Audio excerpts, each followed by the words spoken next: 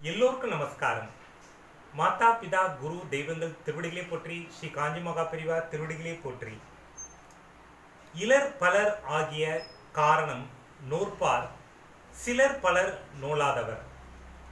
ஆற்றல் இல்லாதவர் பலராக உலகில் இருப்பதற்கு காரணம் தவம் செய்கின்றவர் சிலராகவும் செய்யாதவர் பலராகவும் இருப்பதே ஆகும். வள்ளுவர் பெருமானின் அறநெறிகளை பின்பற்றி வாழ்க்கையில் நாம் முன்னேறுவோம்.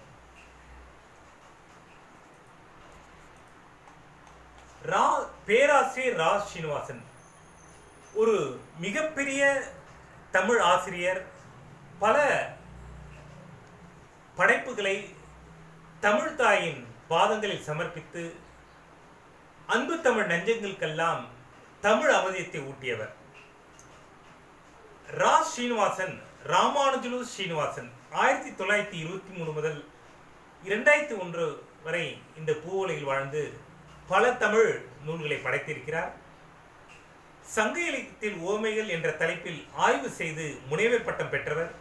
சிலப்பதிகாரம், சீவக சிந்தாமணி, குறள், மணிமேகலை போன்ற இலக்கியங்களை பற்றி ஆராய்ந்து பல நூல்களை எழுதியுள்ளார்.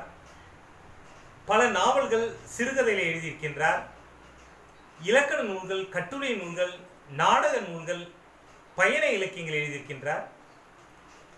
அத்தகைய சிறப்பு பெற்ற ரா ஸ்ரீனிவாசன் அவர்கள் ஜூன் 5ஆம் தேதி 1923ஆம் ஆண்டு சென்னை எழும்பூரில் ராமானுஜலு குட்டியம்மாள் தம்பதியருக்கு மகனாக பிறந்தார். அவருடைய தந்தையார் ரயில்வேயில் பணியாற்றினார். ஸ்ரீனிவாசன் அவர்கள் சிந்தாதிரிப்பேட்டை உயர்நிலைப் பள்ளியில் தமது பள்ளி கல்வியை முடித்தார். 1940-45 வருடங்களில் பச்சையப்பன் கல்லூரியில் சேர்ந்து தமிழில் இளங்கலை மற்றும் முதுகலை பட்டம் பெற்றார். பேராசிரியர் கந்தசாமி முதலியார் தான் இவரது ஆசிரியராக இருந்தார். கல்லூரி படிப்பை முடித்ததும் செயின்ட் ஜார்ஜ் கோட்டையில் இருக்கும் மொழிபெயர்ப்பு அலுவலகத்தில் 3 மாத காலம் இவர் பணியாற்றினார். பின்னர் பச்சையப்பன் கல்லூரியில் தமிழ் ஆசிரியராக ரா ஸ்ரீனிவாசன் அவர்கள் பணியில் சேர்ந்தார். 1961 அகநானூற்றின் களிற்று யானை நிறையில் பெயர் சொல் அமைப்பு என்னும் தலைப்பில் ஆய்வு செய்து சென்னை பல்கலைக்கழகத்தில் எம்லெட் பட்டம் பெற்றார். 1971 சங்க இலக்கியத்தில் ஓமைகள் என்ற தலைப்பில் சென்னை பல்கலைக்கழகத்தில் ஆய்வு செய்து முனைவர் பட்டம் பெற்றார். தமிழ் துறை தலைவராக உயர்ந்து 1981 பணி ஓய்வு பெற்றார். சிறந்த தமிழ் ஆசிரியரான ரா ஸ்ரீனிவாசன் அவர்கள் தேசிய பற்றும் கொண்டவராக விளங்கினார். சங்க இலக்கியங்கள் மீதும் பக்தி இலக்கியங்கள் மீதும் அதிகம் ஈடுபாடு காட்டினார். டாக்டர் மூவா அவர்களை தனது இலக்கிய வழிகாட்டியாக கொண்டிருந்தார்.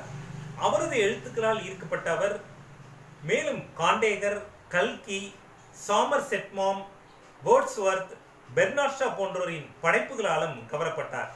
மூவாவை போல தானும் எழுத வேண்டும் என்ற ஆர்வம் கொண்டு இலக்கிய உலகில் இயங்கினார். எழுத்தார்வத்தால் கதைகளும் கட்டுரைகளும் பல எழுதி தமிழ் தாய்க்கு தனது அழகிய படைப்புகளை அர்ப்பணித்துள்ளார். தொடர்ந்த இலக்கிய செயல்பாடுகள் மொழி அறிஞராகவும் சிந்தனையாளராகவும் நாவலாசிரியராகவும் தன்னை வளர்த்து கொண்டார்.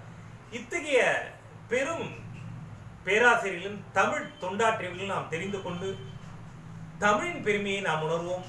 ஜெய்ஹிந்த், வந்தே மாதரம், பாரத் மாதா கி ஜெய்.